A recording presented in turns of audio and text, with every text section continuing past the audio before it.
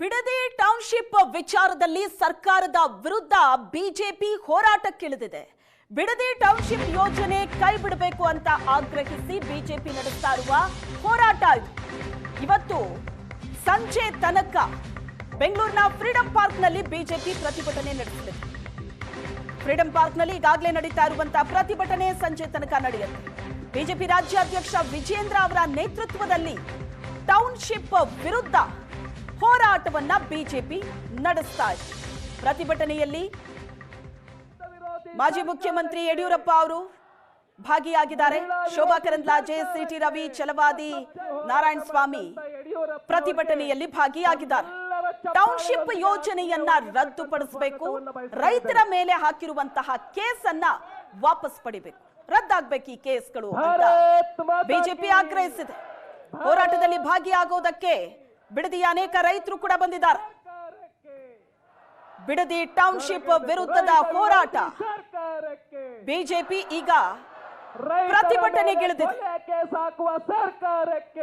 ಬಿಡದಿಯ township ಯೋಜನೆಯನ್ನ ಕೈ ಬಿಡಬೇಕು ಅಂತ ಬಿಜೆಪಿ ಆಗ್ರಹಿಸಿದೆ. ರೈತರ ಮೇಲೆ ಕೇಸ್ ಹಾಕುವ ಸರ್ಕಾರಕ್ಕೆ, ರೈತರಿಗೆ ಬರಕ್ಕೆ ಏನೇನು ನ್ಯಾಯ ಪೈಸೆ ಕೊಡದೇ ಇರೋ ಸರ್ಕಾರಕ್ಕೆ ಭಾರತ್ ಮಾತಾ ಕಿ. ರೈತರ ಬೆನ್ನೆಲುಬಾಗಿ ಹೋರಾಟ ಮಾಡಿದಂತ ಯಡಿಯೂರಪ್ಪನವರಿಗೆ ತಮ್ಮೆಲ್ಲರ ಚಪ್ಪಾಳೆಯೊಂದಿಗೆ ಆತ್ಮೀಯವಾಗಿರ್ತಕ್ಕಂಥ ಸ್ವಾಗತವನ್ನು ಬಯಸ್ತಾ ಇದ್ದೇನೆ. ಭಾರತ್ ಮಾತಾ ಕಿ. ಭಾರತ್. ಬಿಜೆಪಿ ಪ್ರತಿಭಟನೆಯಲ್ಲಿ ರಾಜ್ಯಾಧ್ಯಕ್ಷ ವಿಜೇಂದ್ರ ಆಕ್ರೋಶ ವ್ಯಕ್ತಪಡಿಸಿದರು. ಲಜ್ಜೆಗೆಟ್ಟ ಮುಖ್ಯಮಂತ್ರಿ, ಲಜ್ಜೆಗೆಟ್ಟ ಕಾಂಗ್ರೆಸ್ ಅಂತ ವಾಗ್ದಾಳಿ ಮಾಡಿದರು. DK Shivakumar real estate minister ಆಗಿದ್ದಾರೆ. ಮುಖ್ಯಮಂತ್ರಿ ಆದ ನಂತರ ಡಿಕೆ ಶಿವಕುಮಾರ್ಗೆ ಈಗ ದುರಾಸೆ ಬಂದಿದೆ. ಉತ್ತರ ಕರ್ನಾಟಕದ ಸಮಸ್ಯೆಗೆ ಸ್ಪಂದನೆಯೇ ಇಲ್ಲ ಅಂತ ವಿಜೇಂದ್ರ ಕಿಡಿಕಾರರು. ರಿಯಲ್ ಎಸ್ಟೇಟ್ ಬಿಟ್ರೆ ಇದರಲ್ಲಿ ಬೇರೇನಿದೆ ಅಂತ ಪ್ರಶ್ನೆ ಮಾಡಿದ್ರು. ಈ ಸರ್ಕಾರ ರಚನೆಯಾದ ನಂತರ ರೈತರ ಬಗ್ಗೆ ಮಾತುಕತೆ ಇಲ್ಲ. ಡಿಕೆಶಿ ಸರ್ಕಾರ ಬರ್ತಾ ಇದ್ದಂತೆ ರಾಜ್ಯದಲ್ಲಿ ಬರಗಾಲ ಶುರುವಾಗಿದೆ. ರಾಜ್ಯ ಸರ್ಕಾರದ ವಿರುದ್ಧ ವಿಪಕ್ಷ ನಾಯಕ ಆರ್ ಅಶೋಕ್ ವಾಗ್ದಾಳಿ ನಡೆಸಿದ್ದಾರೆ.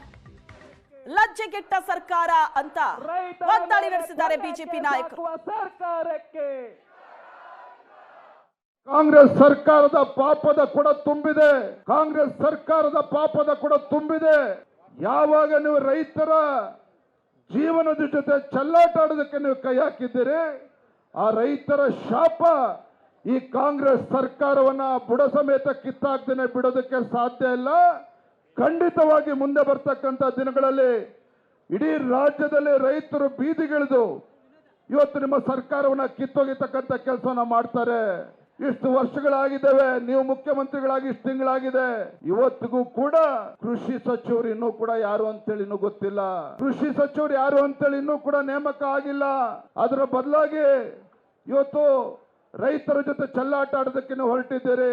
ರಿಯಲ್ ಎಸ್ಟೇಟ್ ಖಾತೆ ಸಚಿವರು ಮಾನ್ಯ ಮುಖ್ಯಮಂತ್ರಿ ಡಿಕೆ ಶಿವಕುಮಾರ್ ಅಂತ ಹೇಳಿ ರಿಯಲ್ ಎಸ್ಟೇಟ್ ಖಾತೆಯನ್ನು ತೆಗೆದುಕೊಂಡ್ರೆ ಬಹುಶಃ ನೀವು ನ್ಯಾಯ ಕೊಡೋದಕ್ಕೆ ಸಾಧ್ಯ ಆಗ್ತದೆ ಖಾತೆಗೆ. ಇಂಥ ಲಜ್ಜೆಗೆಟ್ಟ ಕಾಂಗ್ರೆಸ್ ಸರ್ಕಾರ, ಇಂಥ ಲಜ್ಜೆಗೆಟ್ಟ ರಾಜ್ಯದ ಮುಖ್ಯಮಂತ್ರಿಗಳು ಈ ರಾಜ್ಯದ ರೈತರನ್ನ ರಕ್ಷಣೆ ಮಾಡುವ ಬದಲಾಗಿ ರಿಯಲ್ ಎಸ್ಟೇಟ್ ಮಾಫಿಯಾ ಮಾಡೋದಕ್ಕೆ ಹೊರಟಿದ್ದೀರಿ.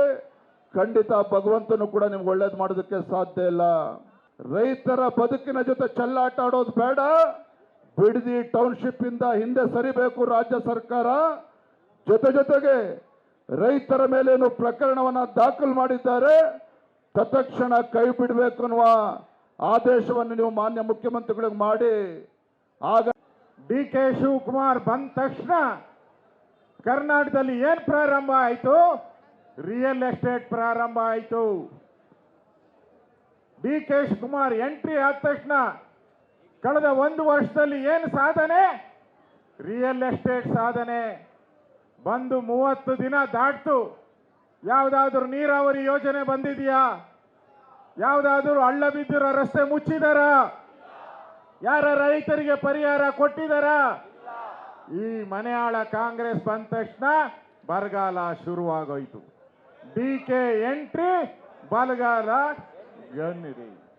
ಈ ಬಿಡದಿ ಪ್ರಾಜೆಕ್ಟ್ ಅಲ್ಲಿ ನಮ್ದು ಯಾವುದೂ ಕೂಡ ಕಿಂಚತ್ತು ಪಾತ್ರ ಇಲ್ಲ. ಇದೆಯಾ ನಮ್ದು? ಒಂದು ಚೂರು ನಮ್ದು ಪಾತ್ರ ಇಲ್ಲ ಇದರಲ್ಲಿ. ನಾವು ನೋಟಿಫಿಕೇಶನ್ ಮಾಡಿಲ್ಲ, ಅಕ್ವೈರು ಮಾಡಿಲ್ಲ, ಯಾವುದೇ ಪ್ರೊಸೀಡಿಂಗ್ಸು ಮಾಡಿಲ್ಲ. ಇವತ್ತು ರೈತರ ಮಕ್ಕಳನ್ನು, ರೈತರ ಕುಟುಂಬಗಳನ್ನು ಬೂಡುಬೇಲು ಮಾಡುವಂತ ಕೆಲಸ ಸರ್ಕಾರ ಮಾಡ್ತಾ ಇದೆ. ಅದಕ್ಕೋಸ್ಕರವಾಗಿ ಮುಂದಿನ ದಿನಗಳಲ್ಲಿ ಈ ರಿಯಲ್ ಎಸ್ಟೇಟ್ ಉದ್ಯಮಿಗಳನ್ನು ಬೆಳೆಸಬೇಕಂದೇಳಿ ರೈತರ ಜಮೀನನ್ನು ಕಸ್ಕೊಂತ ಇದ್ರು. ಈ ಸರ್ಕಾರಕ್ಕೆ ಧಿಕ್ಕಾರವನ್ನು ಕೊಡುವಂತ ಕೆಲಸ ಕೂಡ ಆಗಬೇಕು. ಈ ಫಲವತ್ತಾದ ಭೂಮಿಯನ್ನು ಕಸ್ಕೊಂತ ಇದ್ರು.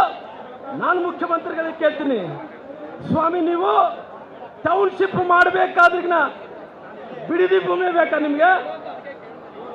ನಾವೆಲ್ಲರಿಗೂ ಬಹಳಷ್ಟು ಮಂದಿ ಕಲ್ಯಾಣ ಕರ್ನಾಟಕದಿಂದ ಬಂದಂತವ್ರು, ಹೈದರಾಬಾದ್ ಕರ್ನಾಟಕದಿಂದ ಬಂದಂತವ್ರು. ಅಲ್ಲೆಲ್ಲ ಕೂಡ ಇವತ್ತು ಫಲವತ್ತಾದಂತ ಭೂಮಿ ಇಲ್ಲ, ಅಲ್ಲೆಲ್ಲ ಕೂಡ ಬರಡು ಭೂಮಿಗಳಿದ್ದಾವ. ನಿಮ್ಮ ತಾಕತ್ತಿದ್ರೆ ಕಲ್ಯಾಣ ಕರ್ನಾಟಕದಲ್ಲಿ ಅಭಿವೃದ್ಧಿಯನ್ನು ಮಾಡ್ರಿ ಸ್ವಾಮಿ, ಕಲ್ಯಾಣ ಕರ್ನಾಟಕ ಅಭಿವೃದ್ಧಿ ಮಾಡ್ರಿ. ಇಲ್ಲೇ ಅಭಿವೃದ್ಧಿ ಮಾಡ್ಬೇಕಾ ತಾವು?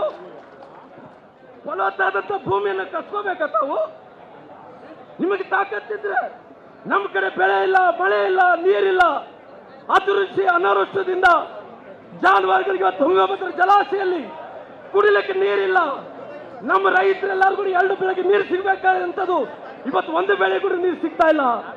ರೈತರೆಲ್ಲರೂ ಕೂಡ ಗುಳೆಗೆ ಹೋಗ್ತಾ ಇದಾರ, ದನಕರುಗಳು ಸಾಯ್ತಾ ಇದಾವ, ಜಾನುವಾರುಗಳು ಮೇವಿಲ್ಲಾರ್ದಂತ ಪರದಾಡ್ತಾ ಇದಾವ. ದನಕರುಗಳಿಗೆ ನೀರು ಸಿಗ್ತಾ ಇಲ್ಲ, ರೈತರಿಗೆ ನೀರು ಸಿಗ್ತಾ ಇಲ್ಲ.